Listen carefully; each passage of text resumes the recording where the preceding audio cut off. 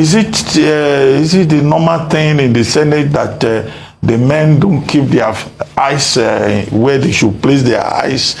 You know, they are always looking at the female senators, even when we say they are very few.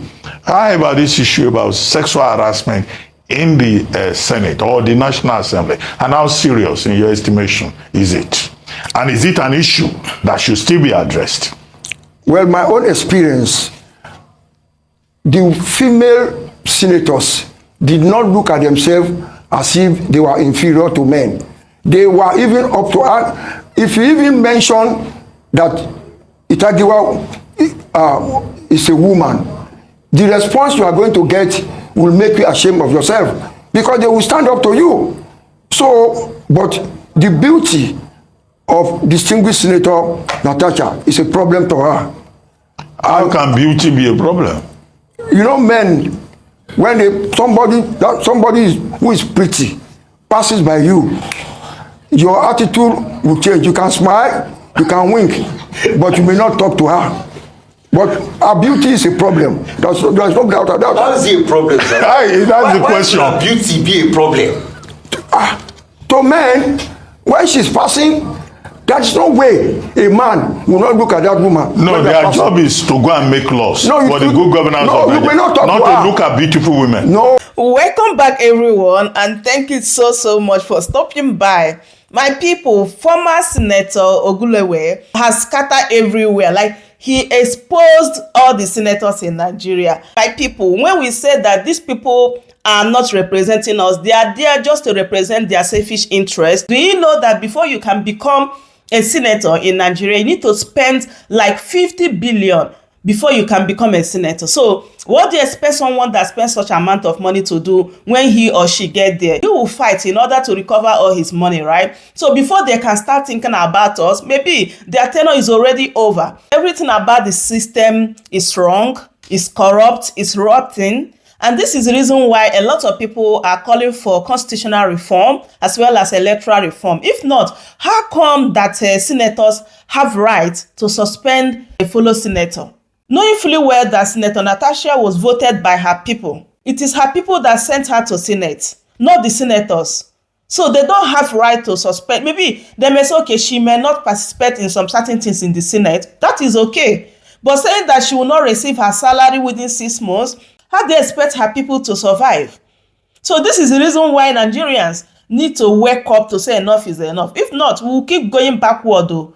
Like nothing will change if we keep behaving the way we are behaving right now. And it's going to get worse anyway, because these people will keep abusing the rule of law in Nigeria. So now that a lot of people have come out to condemn this illegal suspension of Senator Natasha, what next are they going to do, my people? Because Nigerians are ready to protest against the senators. So let me just allow you guys to listen to what Baba said here, because he really exposed them. Just take a look and hear everything that he said here. The Senate saying that it has the right under Section 60 of the Constitution to define its own rules and its own procedures. 2, the argument that this issue is not about sexual harassment, but that it is about gross misconduct. 3, the argument that the court had issued an ex parte injunction asking the Senate Committee on Ethics, Privileges and Petitions not to proceed with the sanctioning of Senator Udoa. And then the 4th part, the statement already put out there that there are established precedents, both from the High Court and the Federal and the Court of Appeal, showing that the Senate has no powers to either suspend a member or withhold salary payments to either a lawmaker or to the aides of a lawmaker. These are some of the principal things out there in the public, and I'm sure you are fully aware of them.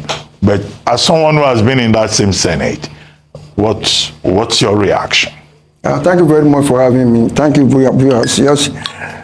Well, it is not unusual for the Senate to make mistake. And we have a platform for senators in 1999 where we discussed this matter. And the structure of the Senate has provision to avoid this type level of mistake. we have the Committee on Judiciary and Legal Matters that could have been given the opportunity to review the report of the Ethics Committee so that they will not make this level of blunder. One could see clearly that they went on a frolic and it was a self-serving report. They didn't refer, they didn't believe that there have been senators before them and what has been the reaction of the judiciary to this level of suspension. Natasha is the sixth senator to be suspended, from JKF Waku to Omar Gege to Ningi to Ali Ndume. And the court has frowned very vehemently to that kind of attitude. And they should have already known that what they are doing was just going on a heroic adventure, which could be prevented. And it is a pity. During our days in the Senate, we had elders, people who are old, who are mature, that this sort of issue should have been discussed in-house. Like the relocation of seats is normal, but it is not when a senator is entering the chamber that you now tell the senator your seat has been changed. It is totally administratively wrong. If you are changing a seat, which is okay, you will have conveyed this decision to the senator prior to the resumption of the plenary, so that you will have known that, look, as I'm going in, they've changed my seat, and the session account will now show me the new seat. But for you, it is unconventional for you to just enter the chamber like that, and somebody tells you, look, this is not your seat has been changed. It is very unusual.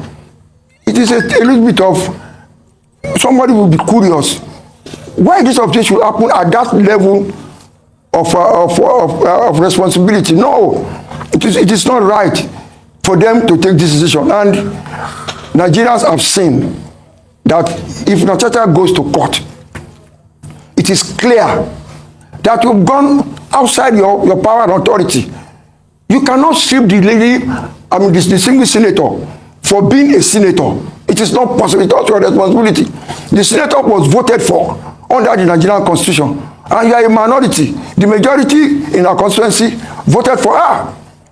How can you say they should not pay our salary? You are not the one determining our salary. It's the Revenue Mobilization and Allocation Commission that determines the salary of a senator. How does that not become your responsibility to say you will not be paid? Where constitutionally there is, under section 111, a commission that is responsible for the provision of payment to senators. You said they should withdraw security. You are not the Inspector General of Police. That is the man responsible for deploying policemen to senators. So all these things they have done, honestly, they did it in a hurry. They should sit down and readdress it and make necessary adjustments.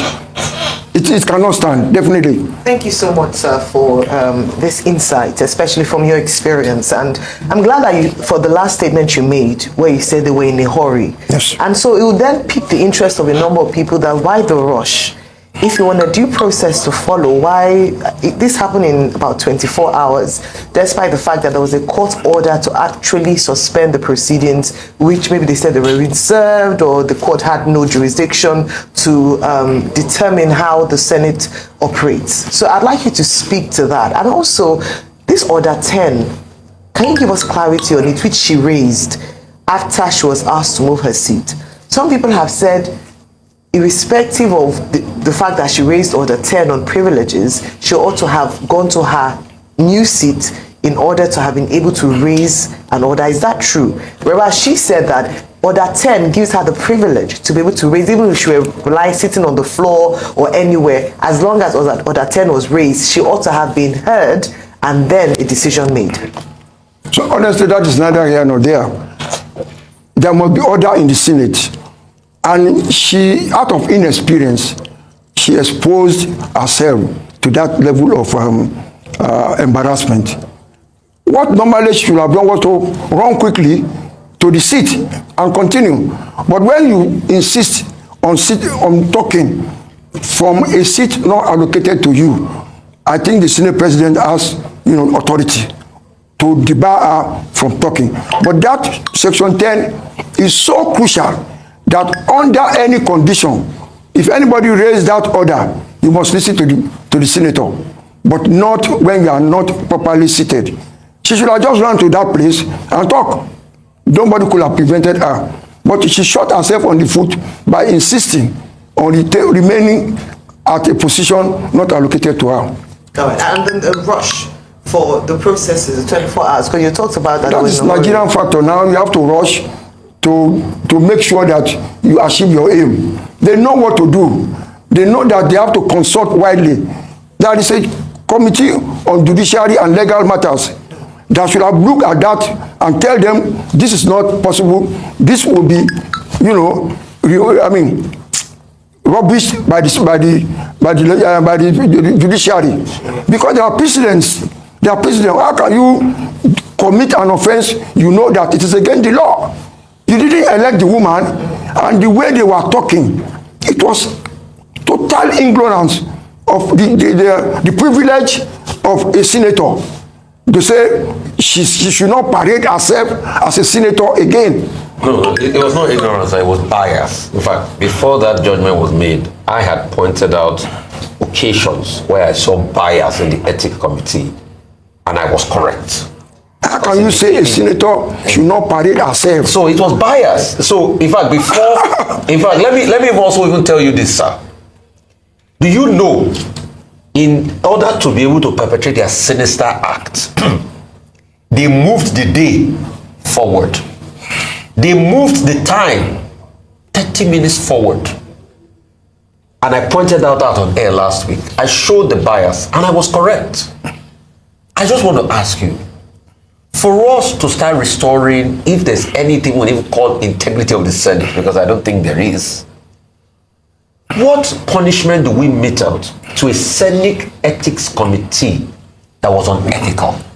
Unethical with point A, violating a court order. A Senate ethics committee of the Federal Republic of Nigeria violating a court order of the Federal Republic of Nigeria, brazenly saying that they will evade and discard that order, that it cannot stop them from their intention to perpetrate bias, unmitigated bias, which they ended up doing. What punishment should be given to the ethics committee? We refer a lot to the Senate President, and one has no doubt that he was under influence. And under influence? The chairman of the committee was under the influence of who? Of Mr. President, the President of the Senate. Okay. All these things are not done normally.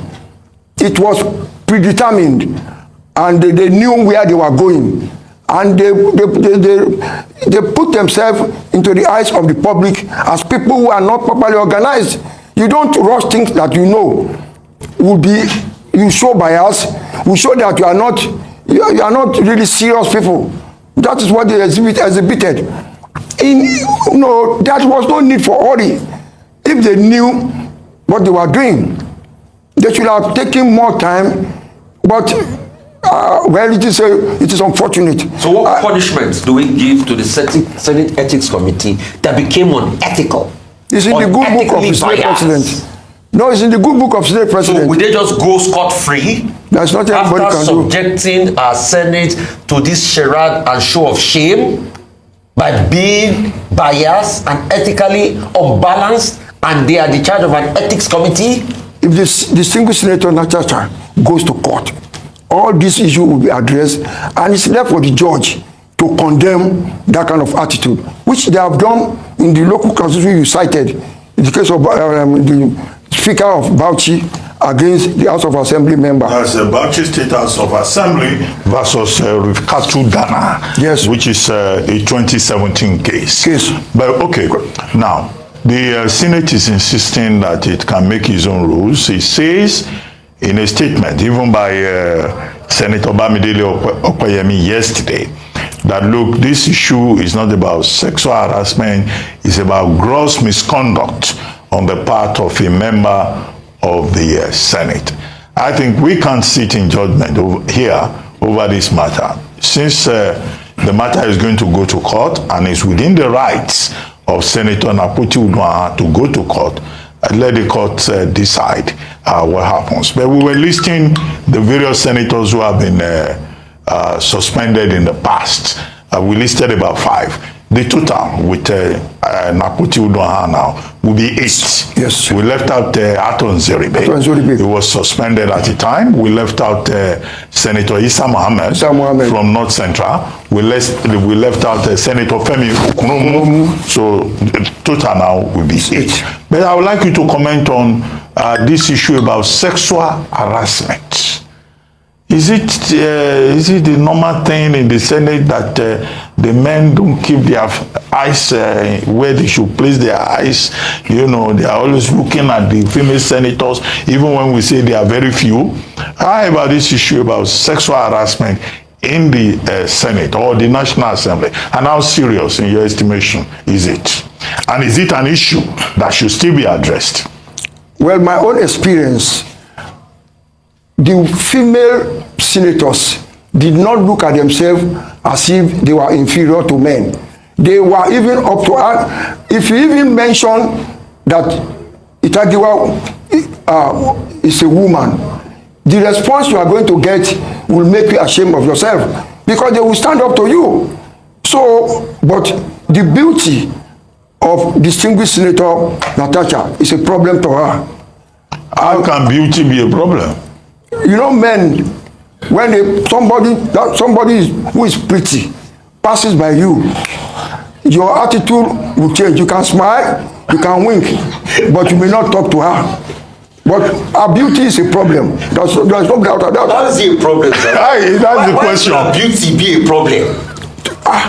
To men, when she's passing, there's no way a man will not look at that woman. No, their job is to go and make laws for the good governance of Nigeria. Not to look at beautiful women. No, it is a natural thing for a man to look at beautiful women. How can you be a man and a beautiful woman is passing and you close your eyes? I think I have to see my optician. These my glasses may not be working very well.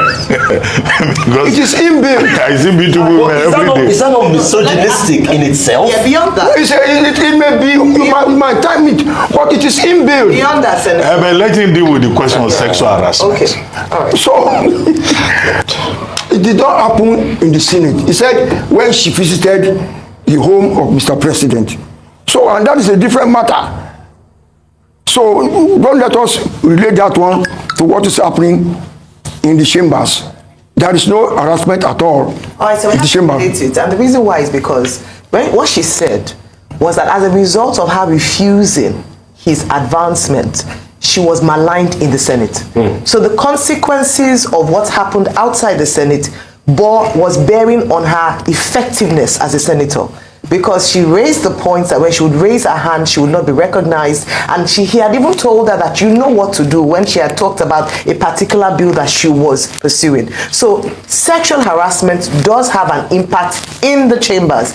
Beyond that, Senator Akpabio himself said that, when he was receiving the gift from the women legislative officers or his staff, that they're all beautiful women. Has he ever harassed them? So that excuse about the fact that because she's beautiful, she's now in danger. Maybe the suggestion would be that women who are beautiful should wear a burqa so as not to upset the men or to aggravate or to instigate harassment, as you have said. But he said himself that beauty is not a problem for him. He's surrounded by beautiful women and he has never approached them. So that's not the issue about beauty in his opinion. But I want you to talk about the fact that she mentioned that the actions that happened outside the chambers were affecting her job as a senator within the chambers, and that's why she brought the case forward. There are psychologists who can be more, appropriate in commenting on this sort of issue.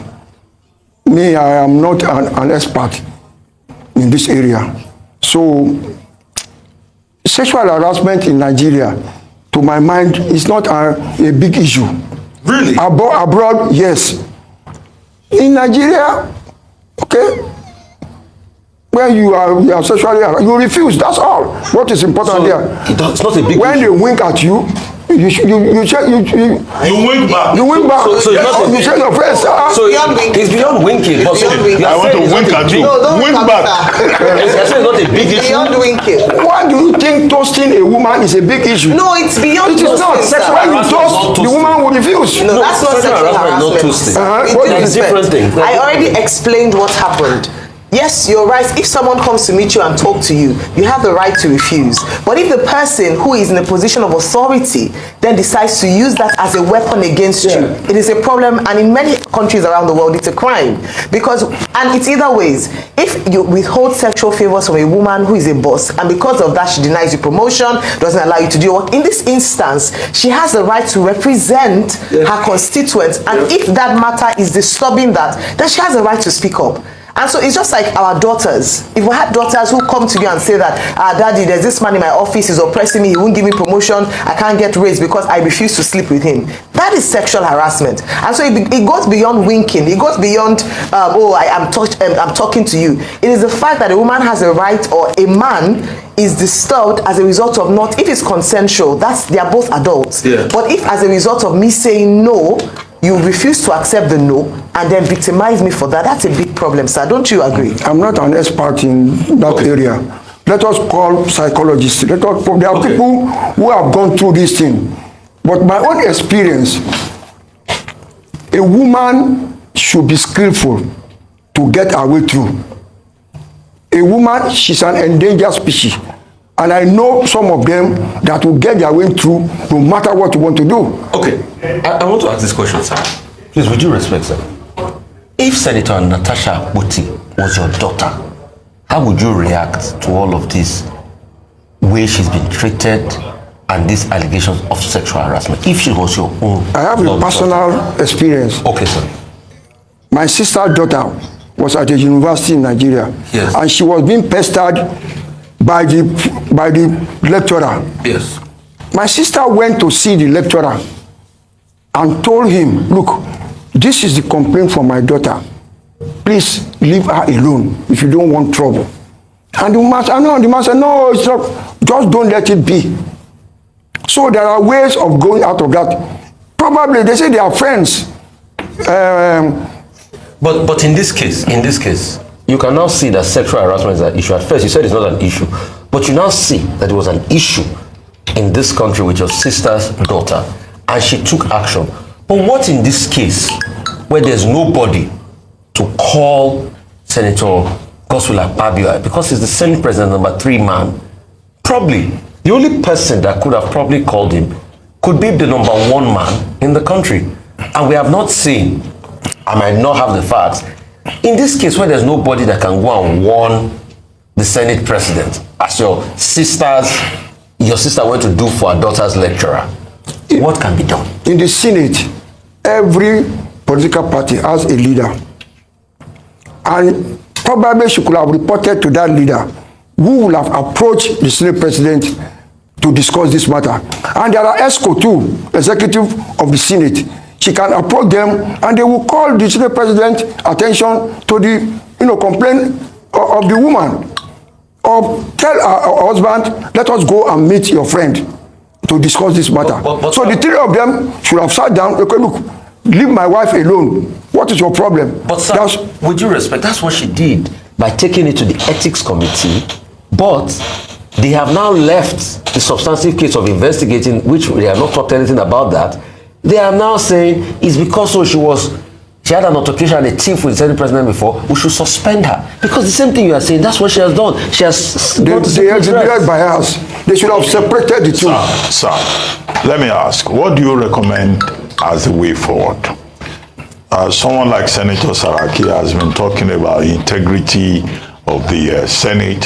What should be the next way forward?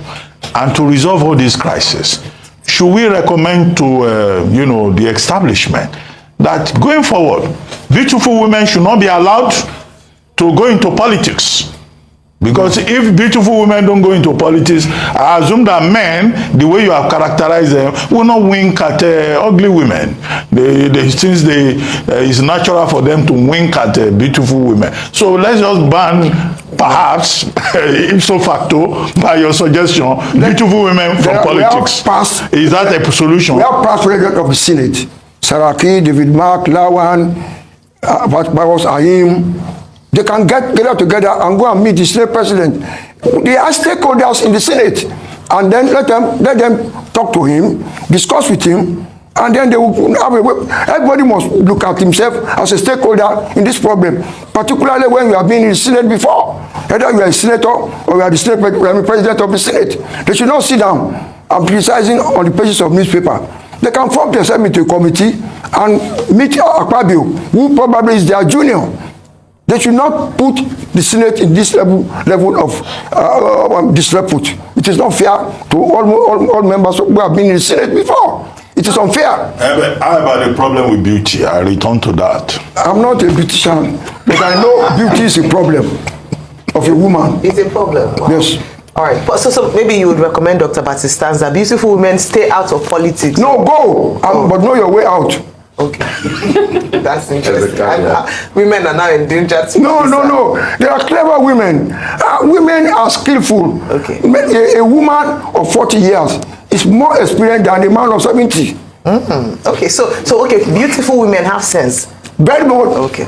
All right. They are the ones to find their way out of the system. All right. Okay, sir. That's in your opinion. But let me ask you very quickly, and I'm glad you talk about former Senate presidents who have a role to play in this matter because they have experience, they're older in terms of the years. Senator Bukola Saraki has spoken out, and he's made his stance very clear that, as he did, he suggests or he would recommend that the Senate president steps aside whilst the investigation is ongoing, just as a matter of integrity. Would you agree with him? That is normal. All right.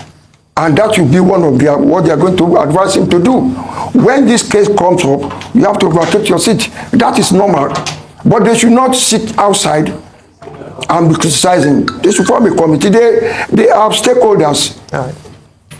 In whatever happened to the Senate, they've been there before. They should not allow that institution to go down the drain like this.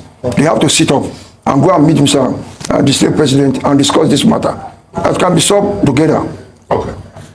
Real quickly, I just want to also ask one question. In your time in the Senate, was there any form of, high-handedness because a man felt it's higher than women? And how did the Senate then deal with matters like this? Misogyny, as it were. We have a committee of elders, people who are old, who are experienced. They will not allow the Senate to go into this sort of mess. And you say there are not enough elders in the Senate as we speak today? I don't know their experience and exposure. But in any institution, don't allow this sort of thing to happen. If you are elderly people, what are elderly people in a community for? You don't sit down. You call yourself, look, let us talk about this thing. We are not talking about us here. We are talking about Nigeria. What is going to be the opinion of Nigerians about this institution? We cannot allow this institution to go down the drain. Look at what is happening now. It's everybody, but look at 13 of them did not sign. But they did not protest properly. But a lot of people also said there's a level of unfairness, and I'm proving to you.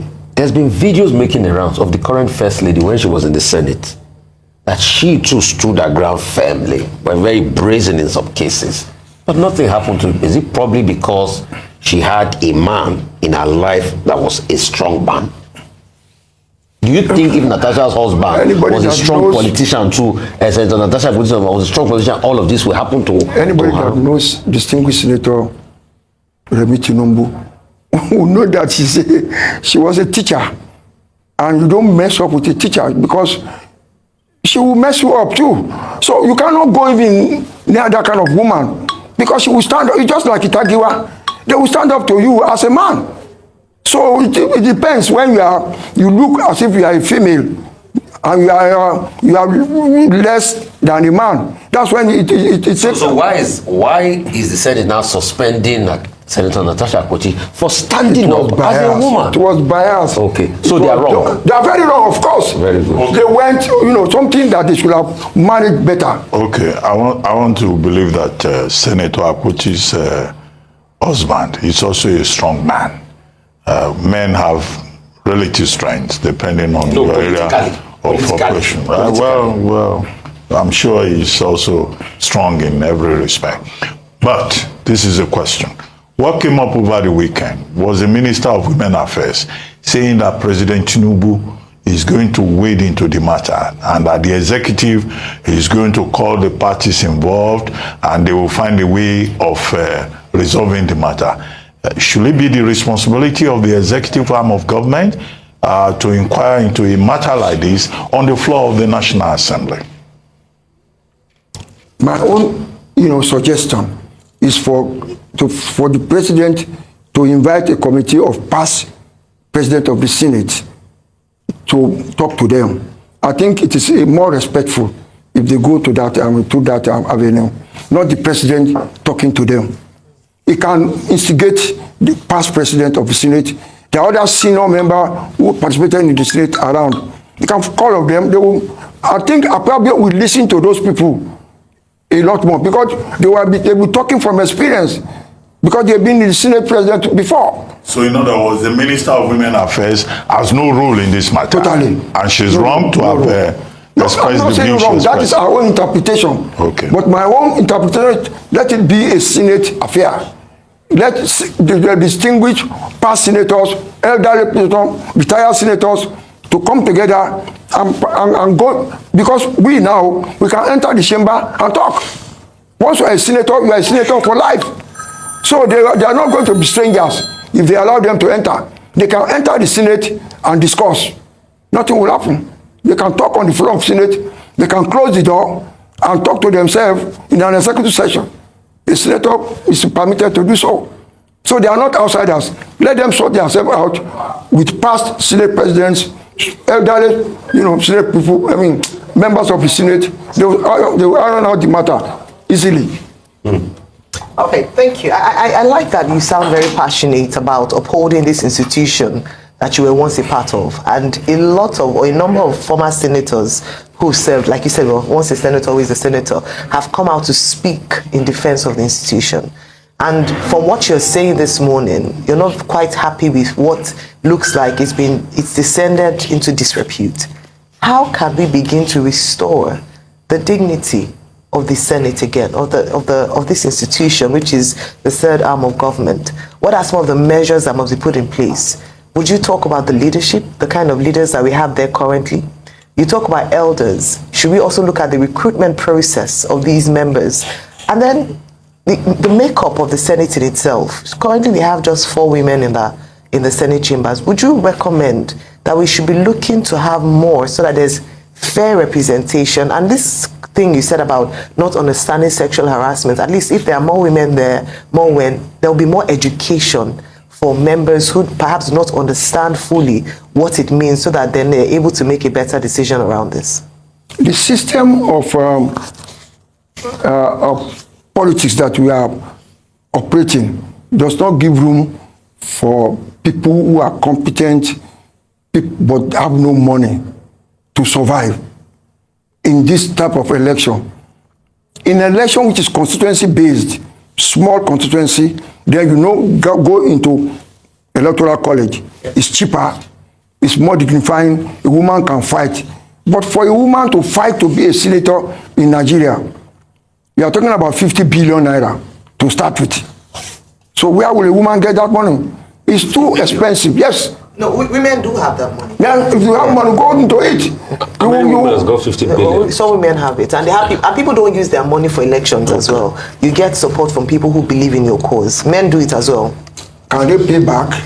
50 billion. The problem, you have to pay back. How do you pay back? If they give you loan. Oh, is it a loan? Yes. So how do you pay back? If you are there, I'm a company. Okay. Are you going to talk about my interest in that Senate so that I can get more contracts? Can you put my name in the budget? When you talk about budget padding, it is part of an arrangement before they got there. I'm a company, I'm a contractor, and I want you to be in the Senate. So when my project come onto the floor of the Senate, you make sure that money is there. Okay. So I don't suffer. So all sort of people participate, but it is not cheap at all. No, but I want to just probe that, sir. So does it mean that the people who we currently have, at least the style of election that we have currently, is not representative of the people at all. It's only representative of interest, money. of interest, and how do we? But that's what I'm asking. How do we make it better? Because that's why we are here. Make it a parliamentary. Okay. So that your constituency is small, and you can afford to pay. You are a professor. You are an intellectual. Yeah. You are very good, but you don't have money. But you can survive within a community. Yeah.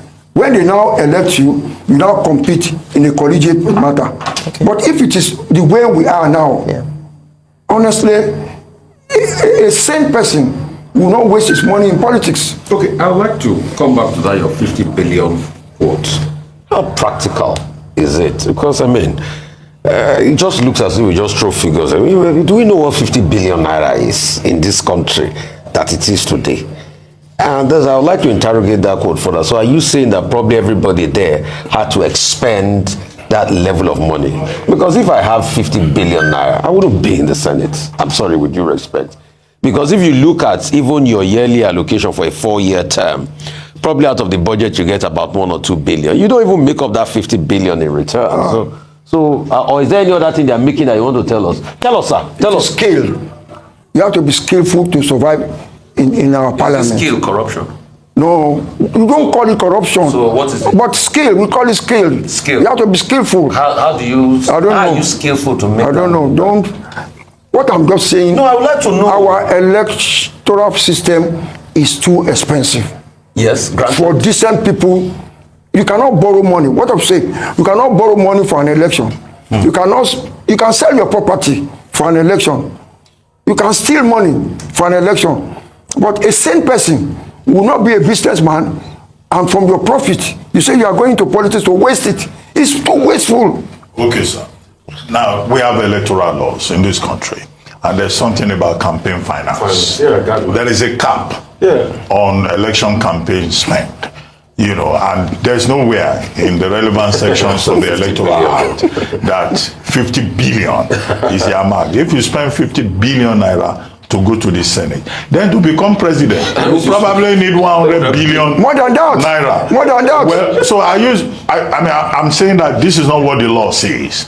Are you saying that in terms of practical politics, nobody obeys the law on campaign finance, and that Nigeria is unable to track campaign spending and punish people who spend more than what the law prescribes? You will not know. Sir? You will not know, because there are no vouchers. There are no receipts. Politics money, you don't get receipt. You don't get voucher. Who is going to determine how much I spent? Somebody is in my house, I want to bury my father. Take 1 million naira, no receipt. Want to do this thing? It is wasteful. From experience, it is not for it is too wasteful. Unless you are a wasteful person, because you are in that. If you live in a community and want to contest election, everybody will come to your house for one thing or the other, and you have to oblige. Look at, there is Christmas. How many load of rice must we share? Where will you get the money from? And that is the expectation of people. Not you go into the legislature and say, I've done this road, I've done this constituency. That one doesn't make sense. It is what you are going to shop that is important. Shop. Give us something. All right, this is quite worrying, even though I don't think it's new to a lot of people that what we now see in politics and perhaps in the National Assembly and other State House of Assembly is chop assembly, whereby people are just there for their own personal interest. No. Okay? I'm saying to get there is expensive. To even be a councillor is expensive. Not to talk of you want to be a governor. Yeah, but you also talk about the fact that they have to repay those who invested in them to get there in the first place. It's normal. Okay. I cannot borrow you money to win an election, and I will keep quiet. Look at Elon Musk now. So that's still chop. Elon Musk gave how much? $1 million. $200 million, over $200 million.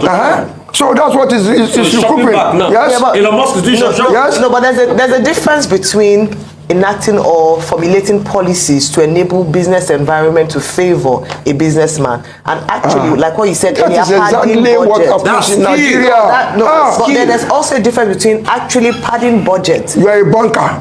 Yes, sir. You want favor from a government. You are not going to hold meeting. Which of these candidates will favor us? You hold meetings and you give money to So, but the level of money you are going to give will be different. You will target one that is of the same mind with you and give them your money. Immediately you get there, they will surround you. They determine policy to favor them. So where is democracy in all of this? Democracy in Nigeria is money. Moneycracy. Yes. It's government of the money. Yes. Moneycracy. By the moneycracy, government of the money, for money, by A money. poor man can never be a politician in Nigeria. Forget it. Okay, another question I would like to now ask you. So if you were banning a sum of 50 billion, like how much? Because you were very active in this last presidential election. Like how much did your candidate spend? No, things have shifted. No, I'm just honestly, asking.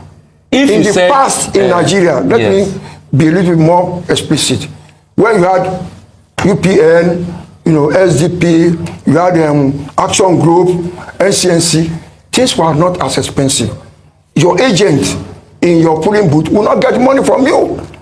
But things are so bad now that if you don't pay your agent, he will sell the vote So on that polling booth. No, I get that. The question I'm asking is, if to get in the Senate, somebody spends about 50 billion, then like the presidential candidate supported, like how much do you think they might have been spent? I don't know, but you can multiply it now throughout Nigeria. 50 times like 5 or 6? No, you cannot estimate it.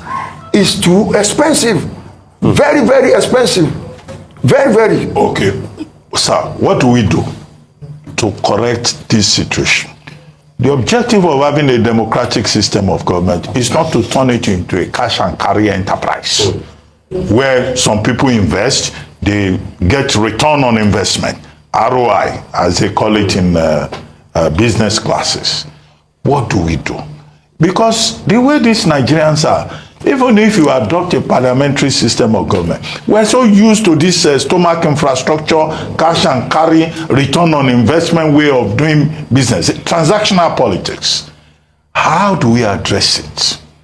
Where will these new leaders that will come and serve and not chop, where will they come from? It's a difficult question. Things are really bad for this country. We are not doomed, but I don't know the answer.